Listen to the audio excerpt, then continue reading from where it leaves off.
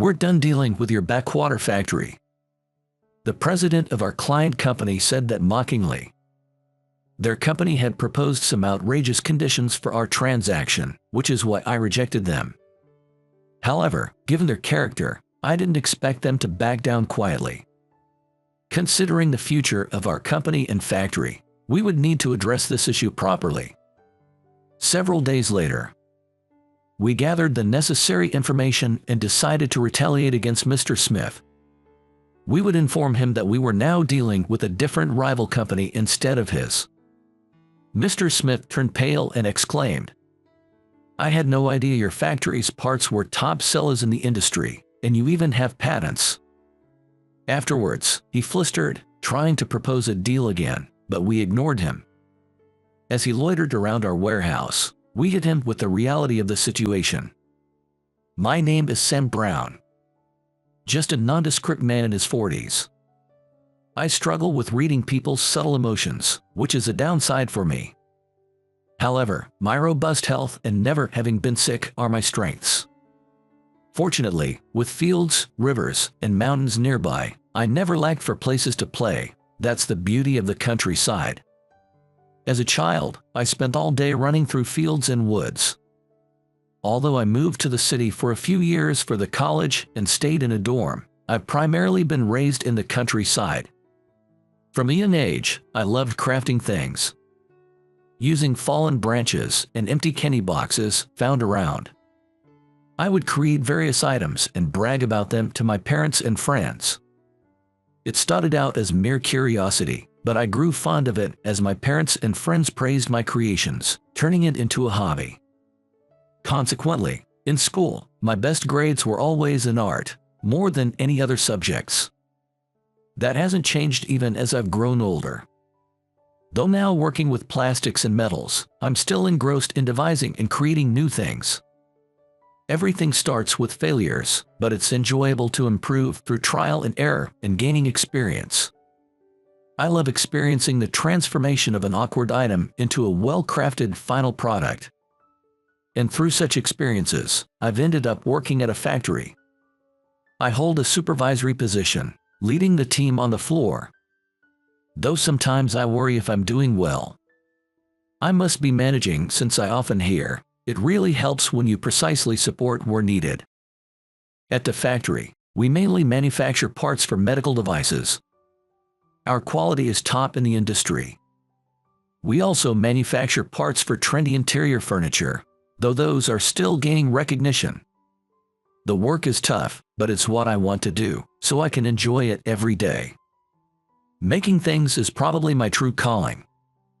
Just before lunch break, as I was checking each work process in the factory with documents in hand, I was called over by other workers. It seems there was a problem.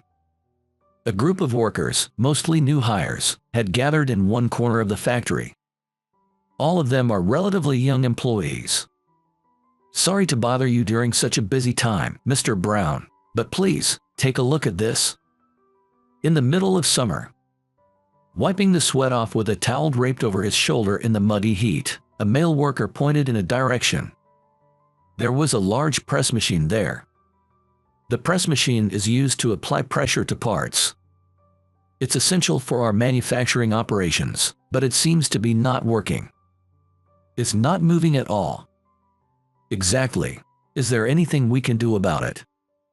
I've been working at this factory long enough to know how to maintain and repair the machinery we handle.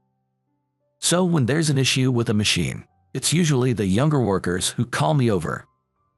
It just happened a few minutes ago. It made a strange noise, and then it stopped working. While listening to the male worker, I inspect the inside of the machine. Looking inside, I see several worn parts lined up. There is no surprise given the machine has been operating for decades. After a thorough check of each part, I look up. There's a bit of wear and tear, but it should be manageable. Just wait here, I'd like you to help the other workers in the meantime. Understood. Seeing a likely resolution, the responsible employee and others visibly relax and move on. As I watch them go and take a moment to breathe, a young female worker approaches me. Despite progress in gender equality, there are still few women in manufacturing. So, her distinctive presence in the factory made it easy to remember her face and name. Her name is Mary Williams. She is a sincere and earnest woman who dislikes dishonesty. Recently, we've had more new deals, haven't we? It's been getting busier, so maybe the machines are tired too. Maybe so. These machines have been working for decades. I'd like to replace them with new ones and give them a rest soon. Hearing my hesitant words, Miss Williams quietly asked, "Is our financial situation still not good?" "No, that's not the case. Compared to 2 or 3 years ago, we've got a lot more leeway now. In fact, this factory was nearly shut down a few years ago. We were almost out of money to buy materials, and we could count our clients on one hand. However, we overcame those challenges by actively incorporating the ideas of the young staff, looking into new sectors, and putting more effort into sales. Pretty soon, we should be able to make deals with a few more companies. Just hang in there until then." "Is that so?" "That's reassuring. It means we'll be busier. I'll have to work hard." As the conversation with Miss Williams was finished, I went to call back the male employee who had left earlier after the repairs were completed. I should return to my own work that was interrupted, but I need to address another issue that has arisen. If we had a larger workforce at the factory, I could focus more on my own tasks, but given the current situation, it can't be helped. To be able to concentrate on my work, I need to handle the increasing workload efficiently. However, before that, we had a visitor. The person who came to the factory was a client. His name is Mr. Kenny Smith. He is a man from a generation above me. He works for a well-known medical equipment manufacturing company. In this industry, there's hardly anyone who doesn't know his company. I wonder why Mr. Smith has come to our company today. Though there is a business deal between his company and the one I work for, the terms should already be settled. Could there have been some flaw in the contract? When I showed Mr. Smith to the reception room, he heavily sat down on the sofa. Small rural factories have it tough, having to do everything by herself. Yes, that's true, but everyone I work with here is great, so it's not too bad. Just as Mr. Smith said, the employees at this factory do various tasks on their own. With our limited staff, focusing on just one task means we can manage if someone takes a sick day or when problems arise. That's why I'm handling Mr. Smith's visit today, replacing the usual person who's out with food poisoning. I don't want to waste time, so let me get straight to the point. I need the parts we ordered delivered sooner." "What?" Surprised by his unexpected request, I quickly review our schedule in my mind. Mr. Smith wants delivery several weeks earlier than planned, but it's just not possible. The parts we supply are for precision machinery. There is no room for even 0.1 millimeter of error in our products. Rushing production could lead to a high chance of defects. We can do that. These parts are used in medical devices, right? You would also have issues with substandard products. I understand that. I'm not saying to make them carelessly, just hire more people or extend working hours to get it done. That's unreasonable. Our factory is already quite busy. We had issues this morning, and because of that, we're even busier and overtime has increased. Increasing working hours further under these circumstances, our employees might collapse from overwork. So I couldn't agree with Mr. Smith's words. Our large company is reaching out to a small place like yours. I appreciate that, but there are plenty of other partners out there. If you want to make money, you should be willing to stretch a bit," he insisted. Mr. Smith's smirk grew as he said, "Given the situation, our CEO would likely make the same decision." And then he made a call right in front of me. The voice of someone who sounded like the CEO came through loud on the phone, saying, "It's a pity to blow such a valuable deal. We're ending our contract with your rural factory," he announced. Still, I couldn't agree to their terms. "I'll come back in a few days," think it over well by then. Dealing with Mr. Smith's company brings significant profit. If I nodded yes, our factory could make more money. However, if such recklessness caused irreparable harm to our employees, I would regret it. Especially now, as many young workers in this company are still learning their jobs. I didn't want to subject them to grueling work at this time. Despite Mr. Smith trying various tactics to push up the delivery date, I declined all his requests. What an impossible person. Next time, have someone more understanding handle this. With those words, Mr. Smith, his face red with anger, stormed out of the reception room. It seems the employees witnessed his exit. With a look of "not him again," they speculated, he must have made some unreasonable demands again. Mr. Smith was notoriously difficult, known for his overbearing attitude towards other employees. When I returned to the factory, I received sympathetic looks from other workers, but the rumors were accurate, so I didn't correct them. Catching up on the morning's delays was more critical than thinking about Mr. Smith. Yet, the impact of Mr. Smith's visit showed up in unexpected ways. That afternoon, after finishing work, as I changed out of my work clothes and prepared to leave, I could hear the cicadas singing from the trees nearby. It was just after sunset, and the area was growing darker. A stray cat that lives behind the factory came up right by my feet. Feeding stray animals indiscriminately isn't really a good practice, but this cat sometimes appears hungry. So, I occasionally end up giving it small fish or similar food. As I watch the cat eagerly devouring the food, Miss Williams approaches us. Usually, she leaves work early, but it seems she delayed her departure today. "Good evening, Mr. Brown." "Miss Williams, you haven't left yet," she says. "Yes, there's something I wanted to discuss with you. It's nothing serious, so just listening will do." Despite her words, her expression is quite somber. She squats down, stroking the belly of the cat lying on the ground, and continues talking. "My father passed away early, so it has been just my mother and me all this time." She speaks about her family circumstances. "But lately, I've been arguing a lot with her.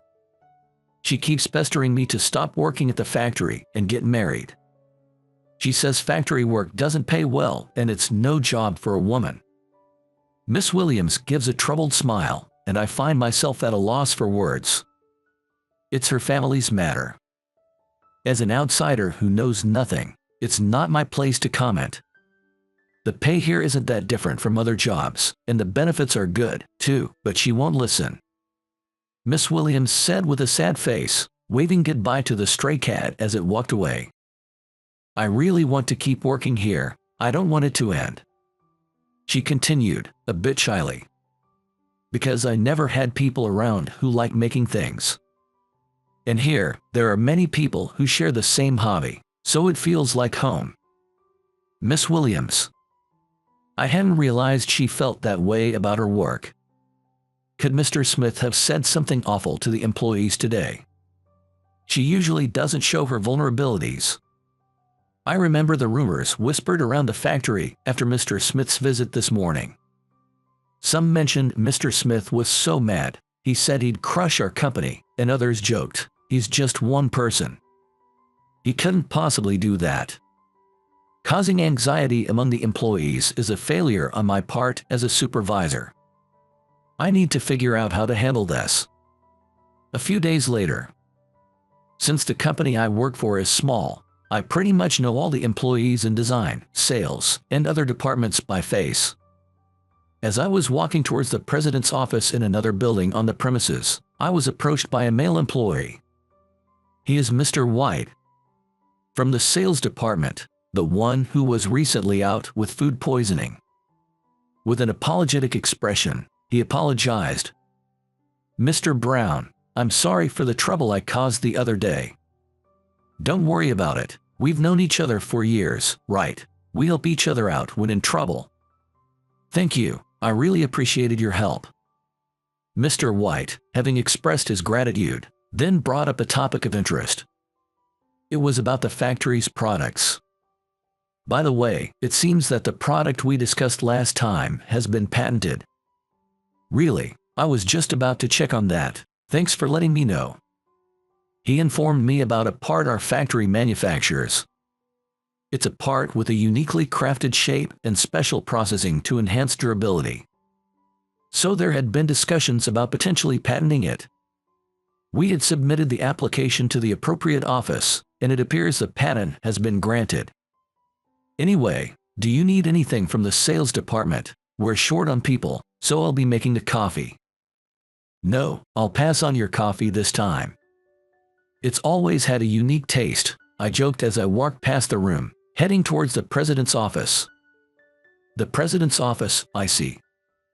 Mr. White replied, seemingly understanding my intentions from our brief conversation. Given our long history, he probably knows me well enough to guess what I'm up to. Like that time last summer, when Mr. Smith tried to kick the cat, you had that same look. He recalled. He was referring to an incident involving the stray cat that lives around the factory. The cat had unwittingly approached Mr. Smith when he was in a bad mood and almost had a terrible fate. It was fortunate I noticed just in time and distracted him. And afterwards, it was quite the masterpiece, secretly smearing sap on Mr. Smith's clothes and attracting beetles. He chuckled. Indeed, after Mr. Smith had complained about the heat and taken off his jacket, I have discreetly applied some tree sap near an open window where beetles might gather.